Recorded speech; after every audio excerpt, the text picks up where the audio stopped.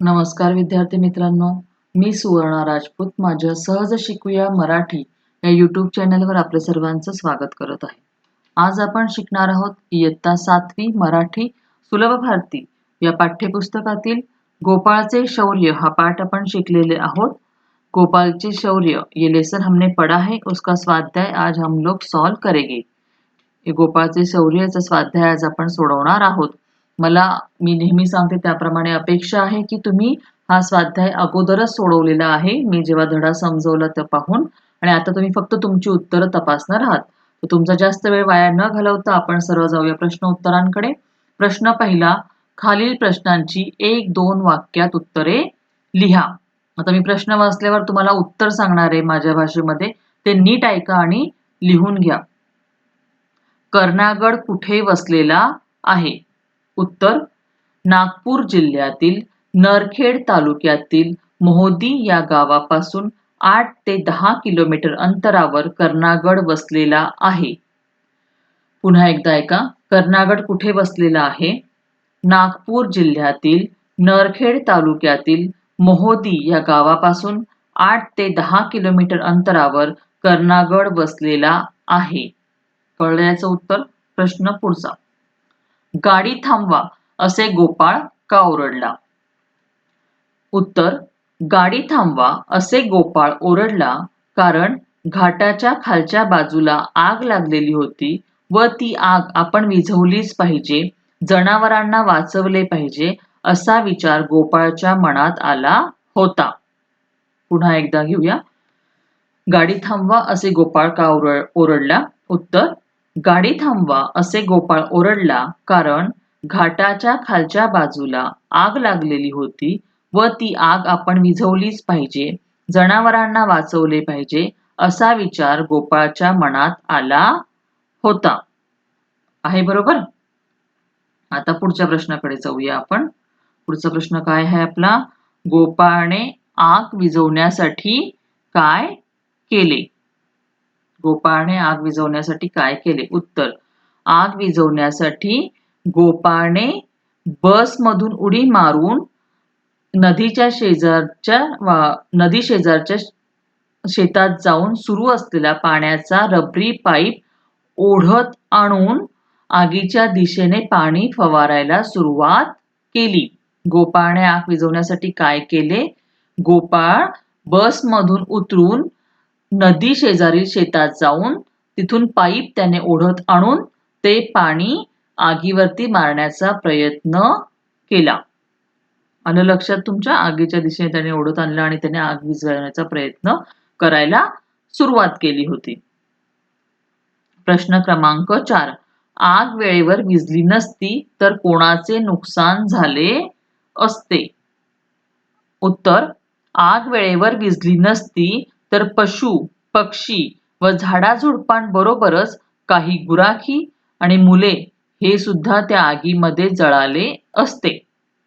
पुन्हा नीट ऐका. आग वेळेवर विझली नसती तर कोणाचे नुकसान झाले असते? आग वेळेवर विझली नसती तर पशु, पक्षी, झाडाझुडपांबरोबरच काही गुराखी आणि त्यांचे जनावर, मुले सुद्धा त्या आगीमध्ये भाजले असते. आलं लक्षात? तर अशा प्रकारे हे चारही प्रश्नांची उत्तरं आपली झालेली आहे. आता जाऊया आपण पुढच्या प्रश्नाकडे.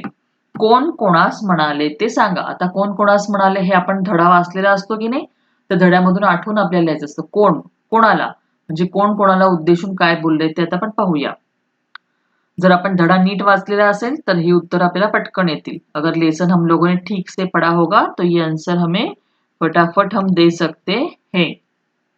तो चलो पहला सेंटेंस क्या है वो पढ़ते हैं की आग जर विझली अरे वेड्या, ही जंगलाची आग आपण कशी काय विझवू शकू?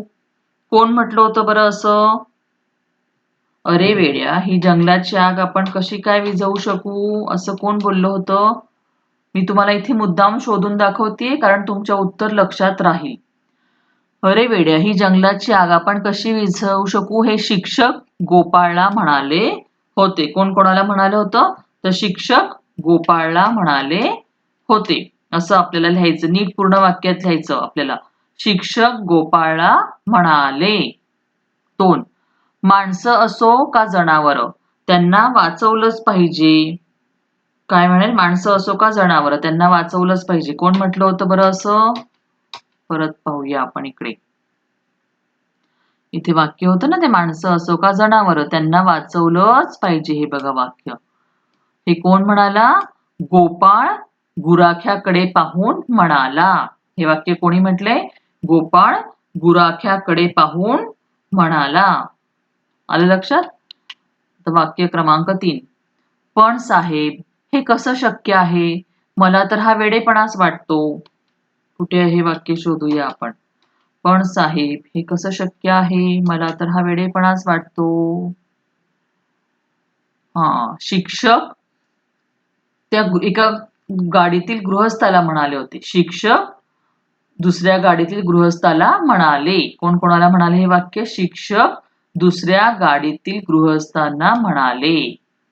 नीट लक्षात घ्या. शिक्षक दुसऱ्या गाडीतील गृहस्थांना म्हणाले. आलं लक्षात? तिघांची उत्तरं लक्षात आली का तुमच्या तिघी वाक्यांची? परत एकदा लक्षात घ्या. अरे वेड्या, ही जंगलाची आग आपण कशी काय विझवू शकू?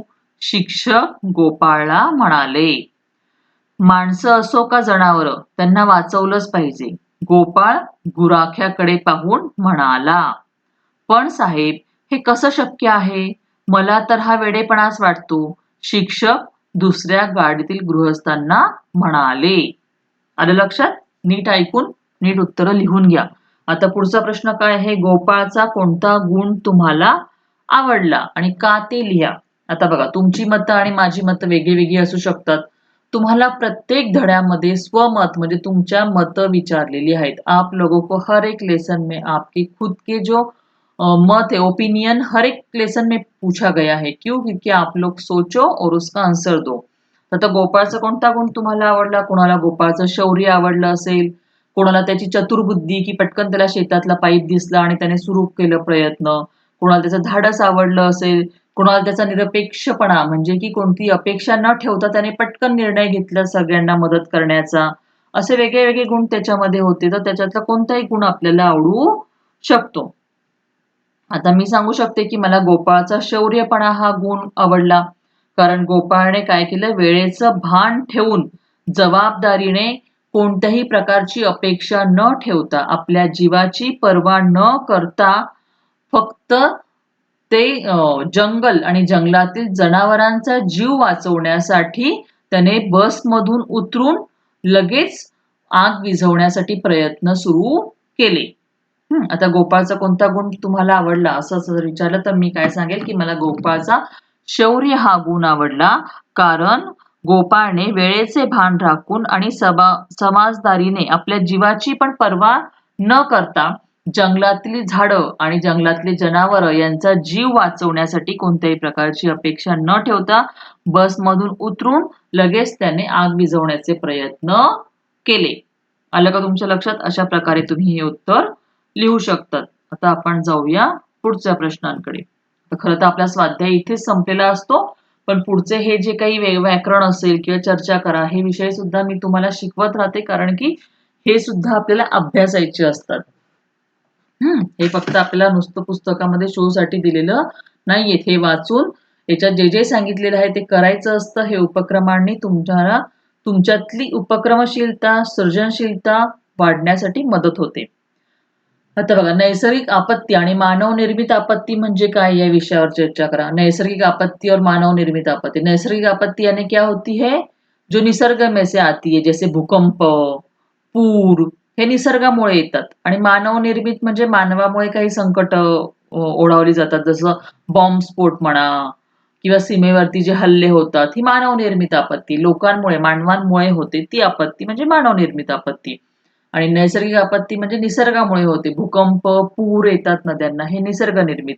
बॉम्बस्फोट घडवणं, इतर देशांवरती हल्ले करणं, ह्या मानव निर्मित आपत्त्या आहेत. आलं लक्षात? मी थोडक्यात तुम्हाला फरक सांगते. नैसर्गिक आणि मानव निर्मित आपत्ती कोणत्या याची यादी करा. नैसर्गिक आपत्ति कौन सी होती है और मानव निर्मित आपत्ति कौन सी होती है, यादी करो. मैंने आपको दो दो एग्जाम्पल तो दे ही दिए हैं. जंगलामध्ये वनवा लागू नये यासाठी काय उपाय करणे आवश्यक आहे याबाबत मित्रांशी चर्चा करा तुमच्या मित्रांशी, तुम्ही चर्चा करा की जंगलात आग लागायला नको म्हणून आपण काय केलं पाहिजे. पहिले म्हणजे आपणच बाहेरचे लोक तिथे जातो, आपण शेकोटी पेटवण्याचा प्रयत्न करतो किंवा काही पालापाचोळ्याचं पेटवतो, तिथे काही अन्न शिजवण्याचा प्रयत्न करतो. तर हे आपण नाही केलं पाहिजे, ह्या गोष्टी आपण टाळल्या पाहिजे. मग म्हणजे असे वेगळे वेगळे उपाय आपल्याला याच्यावरती सापडतील. आता पुढे जाऊया, खेळूया शब्दांशी. खालील अधोरेखित शब्दांमधील नामे, सर्वनामे, विशेषण, क्रियापदे रिकाम्या चौकटीमध्ये भरा. आता तुम्ही 7वीला आहे म्हणजे तुम्हाला नाम म्हणजे काय, सर्वनाम म्हणजे काय, विशेषण म्हणजे काय आणि क्रियापद म्हणजे काय हे माहित आहे. हे गृहीत धरूनच इथे प्रश्न विचारला आहे. आता अधोरेखित म्हणजे अंडरलाईन शब्दांमध्ये बघा, कर्णागड आहे. कर्णागड काय आहे, नाम आहे. कर्णागड, इथे कर्णागड झालंय माझ्याकडनं टाईप करताना, टायपिंग मध्ये होतात कधी कधी चुका. ते कर्णागड आहे आणि काय आहे, क्रियापद. ड्रायव्हर नाम आहे, गाडी नाम आहे. वाढवला क्रियापद आहे. तो सर्वनाम आहे. लांब पाईप म्हणजे ते विशेषण आहे. गोपाळ नाम आहे. आणला हे क्रियापद आहे. सर्वांचे चेहरे उजळले होते. चेहरे हे नाम आहे, होते हे क्रियापद आहे. जेव्हा आपण व्याकरणाचा भाग घेणार आहोत, आता नाम, सर्वनाम, विशेषण, क्रियापद हे सगळं सविस्तरपणे त्याच्यामध्ये मी सांगणारच आहे तुम्हाला. आता फक्त तुमच्या पुस्तकात आहे म्हणून हे मी तुम्हाला सोडवून दिलेलं आहे. शनिवारपर्यंत किंवा शनिवारी नाम आणि सर्वनाम या दोन्ही विषयांवरती माझे व्हिडिओ येतील, ते नक्की पहा. तुमचं जरी झालेलं असेल तरी आणखीन चांगल्या प्रकारे तुम्हाला नाम म्हणजे काय आणि सर्वनाम म्हणजे काय हे समजेल अशी मला आशा आहे. शनिवारी हे दोन्ही व्हिडिओ व्याकरणाचे येतील. आता कंसात दिलेले शब्द योग्य ठिकाणी भरून वाक्य पूर्ण करा. आता इथे शब्द दिलेत, अकल्पित, कौतुकास्पद, प्रत्यक्षदर्शी, पोशिंदा. हे शब्द आपल्याला व्यवस्थित त्या त्या जागेवरती भरायचे आहेत. सचिन तेंडुलकरच्या यशस्वी फलंदाजीचे अनेक प्रत्यक्षदर्शी साक्षीदार आहेत. प्रत्यक्षदर्शी म्हणजे जे समोर पाहतात असे साक्षीदार आहेत, समोर पाहणारे, ज्यांनी ती घटना समोर पाहिली आहे असे म्हणजे प्रत्यक्षदर्शी. भुज येथे घडलेल्या भूकंपाची घटना अकल्पित होती. अकल्पित म्हणजे ज्याची आपण कल्पना केली नव्हती. अकल्पित यानी की जिसकी हमने कल्पना की नहीं है, ऐसी घटना. आता भूकंप येणार आहे अशी आपण कल्पना केलेली असते का, नाही, म्हणजे ती अकल्पित होती. शेतकऱ्याला भारताचा पोशिंदा म्हणतात. पोशिंदा म्हणजे कोण, पालन करणारा. पोशिंदा यानी की पालन करने वाला, तो शेतकरी यानी किसान को भारत का पोशिंदा कहते हैं. कौतुकास्पद काम करणारा विद्यार्थी नेहमी सर्वांना नेहमीच आवडतो. कौतुकास्पद जो काम करतो तो सगळ्यांनाच आवडतो. हे शब्द असे तुम्हाला इथे भरायचे आहेत. गैर हा उपसर्ग लावून तयार झालेले खाली शब्द दिले आहेत. तर बिन आणि परा हे उपसर्ग लावून होणारे शब्द लिहा. आता गैर, गैर लागून आपण गैरहजर, गैरसोय, गैरसमज असे हे शब्द तयार झालेत. गैर आणि त्याला सहकून हजर, सोय, समज लावून हे शब्द. तसं बिन, तर मग बिनकामाचा, बिनकामाचा म्हणजे जो काहीच काम करत नाही तो बिनकामाचा. बिनधास्त म्हणजे कुठली धास्ती नसलेला. बिनधास्त म्हणजे धास्ती नसलेला, भीती नसलेला. बिनधास्त का मतलब कोई भी डर नहीं. धास्त म्हणजे धास्ती म्हणजे भीती. बिनधास्त धास्ती नसलेला. बिनकामाचा म्हणजे काही काम नसलेला. बिनविरोध म्हणजे कोणत्याही प्रकारचा विरोध नसलेला. आलं लक्षात, असे शब्द आणखीन तुम्हाला वेगळे सुद्धा याच्यामध्ये आठवू शकतात. आता परा, पराजित, पराजित म्हणजे काय, जो पराजित झालेला आहे, हरलेला आहे. परावलंबी म्हणजे पर, पर म्हणजे काय, दुसऱ्यावरती अवलंबून असलेला. पराजय, पराजय म्हणजे पण पुन्हा ते हरणे, माझा पराजय झाला असं आपण म्हणतो ना, त्या प्रकारे. तर हे उपसर्ग लावून तुम्ही आणखीन वेगळे शब्द पण बनवू शकतात. हे जे मला आठवले ते मी इथे लिहिलेले आहेत. आता खालील वाक्यातील क्रियाविशेषण अव्ययी अधोरेखित करा. जसं मी तुम्हाला सांगते की लवकरच आता ग्रामरचे व्हिडिओची सुरुवात करते मी, त्याच्यामध्ये अव्यय वगैरे हा भाग पण मी घेणार आहे. अव्यय मी अगोदर घेणार होते, पण काही शाळांमध्ये परीक्षा सुरू झालेल्या म्हणजे आता होणार आहेत परीक्षा, तर त्या शाळेमध्ये जो सिलेबस आहे पहिले नाम आणि सर्वनामाचा आहे, म्हणून नाम सर्वनाम हे घटक पहिले घेते आणि अव्यय वगैरे हे घटक मी नंतर घेणार आहे. मैंने बोला था कि अव्यय में जल्दी वीडियो बनाने वाली थी, पर कुछ स्कूल ऐसे हैं कि जिन लोगों ने एग्जाम डिक्लेयर हो गई है, ऑनलाइन एग्जाम भी ले रहे बच्चों की, तो इसके लिए वहां पे जो पोर्शन में जो पार्ट है वो पहले सिखा रहे, बाद में क्रिया विशेषण अव्यय शब्दयोगी अव्यय हम लोग बाद में लेंगे. तर खालील वाक्यातील क्रियाविशेषण अव्यय मी आता फक्त तुम्हाला अधोरेखित करून देते आहे, सांगते आहे. याचा वेगळा व्हिडिओ लवकरात लवकर म्हणजे 15 दिवसाच्या आत तो येणारच आहे, तर त्याच्यात तुम्हाला हे अव्यय म्हणजे काय हे समजेल. आता फक्त उत्तरं लक्षात घ्या. माझे हसणे क्षणोक्षणी वाढत गेले, तर इथे क्षणोक्षणी हे क्रियाविशेषण अव्यय आहे. मंदा लिहिताना नेहमी चुका करते, नेहमी. आईने आशाला 100दा बजावले, 100दा. सभोवार दाट झाडी होती, दाट. तर हे याच्यामधले क्रियाविशेषण अव्यय आहेत. आता पुन्हा कंसात दिलेले क्रियाविशेषण अव्यय वापरून खालील वाक्य पूर्ण करा. तर हे तुम्ही पाहून घ्या. पूर्वी वाहतुकीची साधने कमी होती. मी घटाघटा पाणी प्यायलो. मला आई समोरून येताना दिसली. सगळीकडे हिरवेगार गवत उगवले होते. आलं लक्षात? आता अशा प्रकारे पुढे काय आहे? खालील वाक्याचा मी घरी गेलो पण घराला कुलूप होते. अश्विनी खेळायला गेली परंतु मैदानावर कोणीच नव्हते. दोन छोटी छोटी वाक्ये उभयान्वी अव्ययांनी जोडायची असल्यास हे जे अर्धविराम चिन्ह आहे हे चिन्ह वापरले जाते, त्याला अर्धविराम म्हणतात. म्हणजे दोन छोटी छोटी वाक्ये जर आपल्याला जोडायची आहेत, उभयान्वी अव्यय म्हणतात त्याला. हे पण हे उभयान्वी अव्यय आहे, परंतु हे उभयान्वी अव्यय आहे. तर अर्धविराम, पूर्णविराम हा जो आहे याला आपण म्हणतो पूर्णविराम. तर पूर्णविराम न देता अर्धविराम दिला जातो, तर ह्या चिन्हाला आपण काय म्हणतो? अर्धविराम. आता बघा आपण कसं म्हणतो, मी घरी गेले पण घराला कुलूप होते. थोड़ा सा थामतो ना अपन, पॉज घेतो मध्ये, हम लोग बीच में पॉज लेते हैं तो ये चिन्ह लगाते हैं, तो इसको अर्धविराम बोलते हैं. अश्विनी खेळायला गेली परंतु मैदानावर कोणीच नव्हते. बरोबर, जेव्हा आपण पूर्ण वाक्य संपतं तेव्हा पूर्ण विराम, जब पूरा सेंटेंस खत्म होता है तब लगता है पूर्ण विराम, और जब बीच में ही वो किसी दो दो वाक्य जोड़े जाते हैं तो उसे अर्धविराम, इसको क्या बोलते हैं? अर्धविराम. आता सुविचार काय दिलेत आपल्याला पाहूया. आवड आणि आत्मविश्वास असेल तर कोणतीही गोष्ट अवघड नाही. किती सुंदर आहे बघा.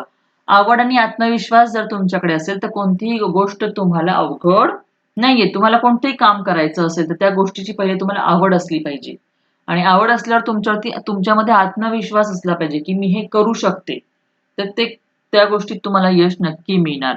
आवड यानी कि चाह होनी चाहिए और आत्मविश्वास यानी कि कॉन्फिडेंस होना चाहिए. पहले तो कोई भी बात, अगर मुझे गाना अच्छा लगता है, तो गाना अगर मुझे अच्छा लगता है तो मुझे गाना गाना मुझे अच्छा लगता है, पर मेरे अंदर कॉन्फिडेंस भी होना चाहिए कि मैं 4 लोगों के सामने, ऑडियंस के सामने खड़ी होके मैं गा सकूं. अगर ये दोनों बातें मेरे अंदर है तो फिर मुझे कोई भी सफलता के पास जाने के लिए नहीं रोक सकता. कळलं? आता जसं गाणं गायची मला आवड आहे तर मला आवडतं आहेच, पण माझ्यात आत्मविश्वास पण पाहिजे की मी प्रेक्षकांच्या समोर उभे राहून मला गाता यायला पाहिजे, आणि ह्या दोन्ही गोष्टी असतील तर मला मग यशापासून आपल्याला कोणीच लांब ठेवू शकत नाही. कोणतीच गोष्ट मग अवघड नसते. पुढचा सुविचार काय आहे? सुविचार. शरीराला श्रमाकडे, बुद्धीला मनाकडे आणि हृदयाला भावनेकडे वळवणे म्हणजेच शिक्षण होय. किती सुंदर वाक्य आहे. शिक्षण म्हणजे काय? आपण फक्त धडा शिकलो, प्रश्न उत्तर लिहिले, आपल्याला खूप मार्क मिळाले, 90%, 92%, 95%, असे खूप मार्क आपल्याला मिळाले म्हणजे आपण शिकलो का बाळांनो? अगर हम पढ़ाई करते हैं, लेसन पढ़ते हैं, क्वेश्चन आंसर पढ़ते हैं, एग्जाम में पेपर लिखते हैं, हमें 92, 93, 99 मार्क्स परसेंट भी मार्क्स मिलते हैं, फिर भी तो इसको हम शिक्षण बोलते हैं क्या? अभी आज ही 10th एसएससी स्टेट बोर्ड का रिजल्ट लगा है, तो बच्चों को बहुत अच्छे मार्क्स मिले, पर इसको शिक्षण बोलते हैं क्या? तो नहीं, इसे शिक्षण नहीं बोलते. तो शरीराला श्रमाकडे यानी अपने शरीर को श्रम आना चाहिए, मेहनत करने के लिए अपना शरीर तैयार रहना चाहिए हमेशा. तुम्हाला तुमच्या शरीराला श्रम करण्यासाठी ते तयार असलं पाहिजे. बुद्धीला मनाकडे म्हणजे बुद्धी आणि मनाचा आपला जोड असला पाहिजे. आपण व्यवस्थित आपल्या बुद्धीचा वापर केला पाहिजे योग्य त्या ठिकाणी. आणि हृदयाला भावनेकडे वळवणे म्हणजे फक्त श्रम करता आले पाहिजे किंवा बुद्धीचा विचार नाही, तर मनामध्ये आपल्या भावना सुद्धा असल्या पाहिजे कोणासाठी. आता जसं गोपालच्या मनात काय भावना होती, की जनावरांना वाचवायचंय. जनावरांविषयी त्याच्या मनामध्ये भूतदया, प्रेम होतं, की हे जनावर मेले नाही पाहिजे. ही त्याच्या भावनिक गोष्ट होती ही. म्हणजे आपल्याकडे शरीराला श्रम करता आले पाहिजे. बुद्धीने आपल्याला विचार करता आला पाहिजे योग्य तो आणि हृदयाने आपल्याला भावनिक पण आपण असले पाहिजे. म्हणजे माणुसकी, आपुलकी या भावना पण आपल्याकडे असल्या तरच खरं शिक्षण होतं. फक्त मार्क मिळवणे म्हणजे शिक्षण नाही. तर या सगळ्या गोष्टी आपल्याकडे पाहिजे. समझ में आ गया आपको कि हमें मेहनत करने की तैयारी होनी चाहिए, अकल होनी चाहिए सोचने की कि कोई भी घटना में जल्दी से हम लोग उसके ऊपर रिएक्ट हो सके, उसके बारे में समझ सके और इमोशंस भी हमारी तरफ होने चाहिए. तो वो एजुकेशन है. सिर्फ मार्क्स पाना एज्युकेशन नाही है. पुढचा सुविचार काय आहे? अनुभवासारखा उत्तम शिक्षक नहीं. तो अनुभव जो हम एक्सपीरियंस करते हैं उसके सिवा और अच्छा टीचर कोई नहीं हो सकता है. अभी हम लोग भी आपको बताते हैं आपके पास इमोशन होना चाहिए, आपके पास मेहनत करने की तैयारी होनी चाहिए, ये सब तो हम आपको बताते हैं. पर जब तक आप खुद इस बात का कोई एक्सपीरियंस नहीं करते हो तब तक आपको वो बात समझ में नहीं आती है. जोपर्यंत तुम्ही एखाद्या गोष्टीचा स्वतः अनुभव घेत नाही तोपर्यंत आता समजा मी तुम्हाला सांगितलं की एखाद्या खूप छान किल्ला आहे. आता साधं छोटं उदाहरण घेऊया आपण. शिवनेरी हा किल्ला खूप सुंदर आहे. जिथे शिवाजी महाराजांचा जन्म झालेला आहे. त्या किल्ल्यावरती असे बुरुज आहेत, तो असे आहे. तुम्ही फक्त ऐकाल. पण जेव्हा तुम्ही स्वतः तो किल्ला पाहायला जाल शिवनेरी आणि मग तुम्हाला ती भावना तुमच्या मनात निर्माण होईल. इथे शिवाजी महाराजांचा जन्म झाला होता. हा अशा प्रकारचा किल्ला आहे. जेव्हा तुम्ही स्वतः अनुभव घ्याल, तेव्हा तुम्हाला किल्ला म्हणजे काय हे व्यवस्थित समजेल. म्हणजे सांगणं आणि अनुभव घेणं याच्यात फरक असतो आणि अनुभवासारखा उत्तम शिक्षक नाही. जब हम एक्सपीरियंस खुद करते हैं तो उसके जैसे एक्सपीरियंस के जैसा अच्छा टीचर कोई नहीं है. विद्यार्थी मित्रांनो मला माहिती आहे हे सगळे जे सुविचार वगैरे हा जो भाग आहे ना याचा तुमचा अभ्यासाशी म्हणजे जे पुस्तकात आणि वहीमध्ये तुम्ही लिहिता त्याच्याशी काही संबंध नाहीये. पण ह्या सगळ्या सुविचारांचा तुमच्या जीवनाशी संबंध आहे. आणि मला तुम्हाला मार्क मिळवण्याबरोबर एक चांगलं व्यक्ती म्हणून एक गुण तरी तुमच्यामध्ये विकसित झाला तरी मला समाधान असणार आहे. म्हणून मी ह्या सगळ्या गोष्टी तुम्हाला वारंवार सांगत असते. चला तर मग अशा रीतीने आपला गोपाळचे शौर्य या धड्याचा स्वाध्याय संपलेला आहे. जर तुम्हाला माझा हा व्हिडिओ आवडला असेल तर व्हिडिओला लाईक करा, कमेंट करून मला कळवा आणि त्याचप्रमाणे आपल्या चॅनलला सबस्क्राईब पण करा आणि बेल आयकॉन दाबून बेल आयकॉन दाबलं तुम्हाला नोटिफिकेशन मिळेल. आणि एक सूचना तुम्हाला सांगायची होती की काल नाही आजच सकाळी म्हणजे एक व्हिडिओ आपला अपलोड झालेला आहे इयत्ता 6वीचा माहिती घेऊया हा नावाचा व्हिडिओ हे केलेला आहे अपलोड झालेला आहे. हा 6वीचा व्हिडिओ असला तरी तो पहा कारण की तो धडा शिकवता शिकवता सहज माझ्या डोक्यामध्ये एक कल्पना आली. माहिती घेऊया तुम्ही 7वीला आहात म्हणजे तुम्ही तो मागच्या वर्षी शिकलेले आहात तर तुम्ही त्याच्यात पाहिलेलं आहे की शास्त्रज्ञांविषयी त्याच्यामध्ये माहिती आहे आणि त्याच्यामध्ये प्रश्न क्रमांक 2 होता की अजून नवीन कोणतं संशोधन व्हायला पाहिजे हे तुम्हाला वाटतंय. उसमें एक सवाल था कि और नया क्या संशोधन होना चाहिए साइंस में और क्या-क्या नए एक्सपेरिमेंट होने चाहिए, आविष्कार होने चाहिए, इसका जवाब आप दो. तो ह्या प्रश्नाचं उत्तर तुम्ही सुद्धा मला कमेंट बॉक्समध्ये देऊन कळवा कारण ही छोटीशी स्पर्धा आहे. ज्यांनी मला कमेंट बॉक्समध्ये त्या प्रश्नाचं उत्तर देतील म्हणजे नवीन काय आणखीन संशोधन व्हायला पाहिजे आपल्या जगामध्ये कोरोनाची लस आणि कोरोनाचे व्हॅक्सिन सोडून इतर जे काही नवीन आविष्कार व्हायला पाहिजे ते काय तुम्हाला वाटतं की हे असं व्हायला पाहिजे ह्या गोष्टीचा शोध लागला पाहिजे तुम्ही कमेंट बॉक्समध्ये नक्की कळवा. तिथे तुमचं नाव टाका. मी या सगळ्यांचे म्हणजे तुमच्या ज्या ज्या कमेंट येणार आहेत त्या कमेंटचा एक आपण नवीन व्हिडिओ तयार करणार आहोत आणि ज्याची सगळ्यात छान कमेंट असेल म्हणजे जो सगळ्यात छान उत्तर देईल की नवीन काय संशोधन व्हायला पाहिजे त्याला एक छोटंसं बक्षीस पण मिळणार आहे.